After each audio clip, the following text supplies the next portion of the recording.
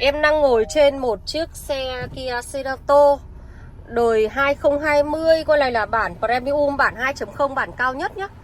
Thì trên cái bản này thì nó khác gì so với cái bản Deluxe và cái bản Luxury. Thì cái dòng này nó có cái bản Deluxe thì nó sẽ là ghế da của nó là màu đen và nó không có cửa sổ trời. Nó không có cửa sổ trời này, nó không có ghế điện này mọi người nhá. Bản này là bản cao nhất, nó có này. Bác nhìn cho em này, nó có 3 chế độ lái, có cả gà tự động control. Ô đô, con này đi 10 vạn nhá. Màn hình cam lùi rồi. Đấy, có đầy đủ start top, điều hòa auto và có cửa sổ trời. Đặc biệt cái bản này nó có cái trần này là trần lỉ đen nhá. Còn bình thường thì nó là trần kem.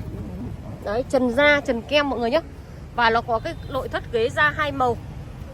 Ghế da này là ghế da nguyên bản nhé, trang bị ghế điện này, cửa sổ trời này. Bản này là bản Luxury nó cũng có, nhưng mà bản Luxury nó là ghế da màu kem và nó có 2 chế độ lái thôi. Con này nó có 3 chế độ lái mọi người nhé, thêm chế độ thể thao nữa.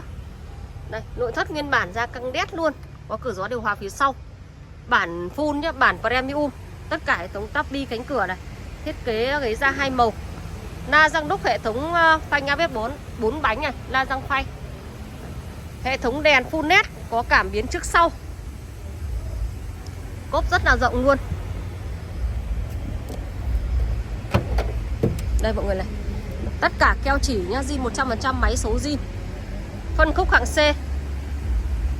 Em đang chào bán con này tầm hơn 400 một chút thôi. Giá rất là rẻ. Con này giá xuống đường của nó cao nhất trong cái phân khúc của nó đây. Cao nhất trong cái bản của nó nhá, bản Premium là bản cao nhất. Nhưng mà con này mà khi mà mua cũ như này rồi thì chúng ta được lợi rất là nhiều nhá. Vì là con này nó rẻ hơn cả bản Luxury này. 2020 mà giá chỉ có hơn 4 đồng thôi. Form dáng sedan, phân khúc hạng C, màu trắng. Hồ sơ thì em đã hoàn thiện rồi. Em sẽ bao vào tên cho mọi người nhé. Trang bị cảm biến trước sau. Hệ thống đèn bi, đèn LED, la răng đúc, gương gập điện. Đăng kiểm của đến tháng 4 năm 2027. Anh em mà đang tìm một cái mẫu xe Kia Cerato màu trắng bản full thì có thể tham khảo mẫu xe này và liên hệ cho em Hà Nhím qua số hotline 0972 586 198. Địa chỉ xem xe tại Thủy Nguyên, thành phố Hải Phòng nhé. Vâng, mọi người để lại cho em một lượt follow, đăng ký kênh ạ. Để khi em lên like, hệ thống sẽ tự động báo về điện thoại cho các bác nhé. Và nhận những thông tin thêm chi tiết hơn về những chiếc xe mà em đăng tải ạ. Xin chào và hẹn gặp lại mọi người nhé.